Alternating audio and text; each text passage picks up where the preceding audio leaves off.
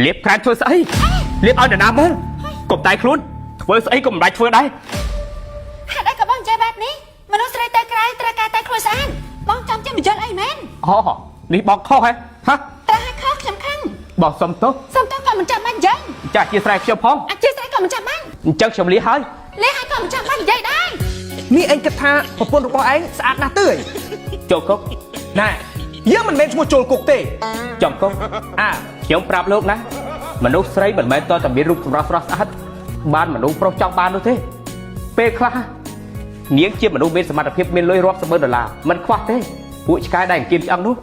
ឯងនិយាយថាគេឆ្កែយើងនិយាយតែមនុស្សប្រុសជាទូទៅចង់ដណ្ដើមភរិយារបស់យើងគ្មានអ្នកណាគេដណ្ដើមទេវើយថាមិនត្រូវដែរនោះ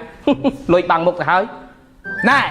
កុំសំដីលុយពេកនេះគឺជាក្រុមហ៊ុនរបស់យើងប្រពន្ធរបស់ឯងក៏ធ្វើការងារនៅក្រុមហ៊ុនរបស់យើងដែរប្រយ័ត្នមកតិចវើយគិតតែខ្លួនឯងទៅប្រូជាឯងហាន់តែគេប្រូជាចុច keyboard អត់មាន monitor ហើយបើមិនប្រូជាតើជាអ្នកណាប្រូជានឹងជាអ្នកណាគេគឺជាស្ថាបនិកវាយអ្នកក្រៅលោកមាត់ណែយើងអត់ចង់និយាយអីច្រើនជាមួយឯងទេឯងឆាប់លួងប្រពន្ធរបស់ឯងទៅខ្ញុំគិតថាប្រពន្ធរបស់ឯងគឺខឹងឯងហ៎មកអូនទៅផ្ទះយើងវិញខ្ញុំមិនតែមកកុំប្រកាន់គ្នាច្រើនពេកខ្ញុំមិនតែទេបងអារម្មណ៍មិនល្អទេថ្ងៃនេះបងលួងប៉ុណ្ណឹងហើយអូនមិនក៏មិនព្រមស្ដាប់បងតាំងមកតែម្នាក់ឯងតែបានហើយបើលួងមិនស្ដាប់ទេនៅប្រកាច់យកជាមួយអាម្នាក់នេះទៅតែជីស៊ូនេះឯងមានរឿងអីបានមកមកទាំងប្រឹងនៅក្នុងអហ្វីសរបស់ខ្ញុំអញ្ចឹងគេខ្ញុំបងប្អូនមកលេងបងប្អូនមកលេងហើយក៏មិនសុំច្បាប់ខ្ញុំទៅជួបបងប្អូនទៅគឺមិនមែនបែបនេះទេអីគេវិញគឺមករដូវខែមករដូវខែមករដូវខៀវស្អីគេហ្នឹងមករដូវខៀវហ្នឹងខ្ញុំអត់យល់ហើយគឺទឹកសារ៉ោហើយបើចង់ញ៉ាំទឹកសារ៉ោមិនក៏មិនចេញទៅទិញទៅមិនយល់ទេតែនៅក្នុងក្រុមហ៊ុននេះមានមនុស្សស្រីដែរទេនៅក្នុងក្រុមហ៊ុននេះមានតាកូស៊ីន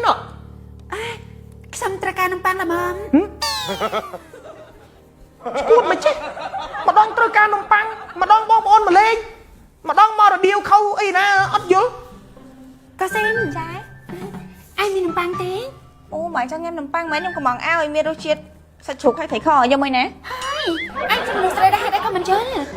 ចាំបងថាចង់បាននំប៉័ងកូស៊ីនខួរក្បាលរបស់ឯងនឹងគេជាអស់ហើយមែនទេឬមកក៏ប្រាប់បោកពេកធ្វើខួរក្បាលរបស់ឯងឡើងឯងនេះបាត់ជាវិញវ៉ាន់ហើយមែនទេគ្រាន់តែប៉ុណ្ណឹងក៏មិនយល់ដែរនោះឯងនេះខួរក្បាលរបស់ឯងមានបញ្ហាហើយឈប់យើងគាត់ទៅនាំឯងទៅពេទ្យដើម្បីលេបថ្នាំដល់មកដាក់ច្បាស់ហើយមែនទេអត់ទេបងតែចង់បាននំប៉័ងអីហេតុអីក៏ឯងមិនយល់ទេគឺស្នេហ៍អនាម័យនឹងណាខ្ញុំនឹងកប់មាត់ហើយក៏ប្រាប់ថាចង់បានស្លាអនាម័យប៉ុណ្ណឹងមកចប់ហីខ្ញុំគឺជាប្រភេទមនុស្សស្រីដែរមានការខ្មាស់អ៊ីនច្រើនអូខេអញ្ចឹងឥឡូវចាំខ្ញុំណែនាំស្លាអនាម័យមួយឲ្យបងឯង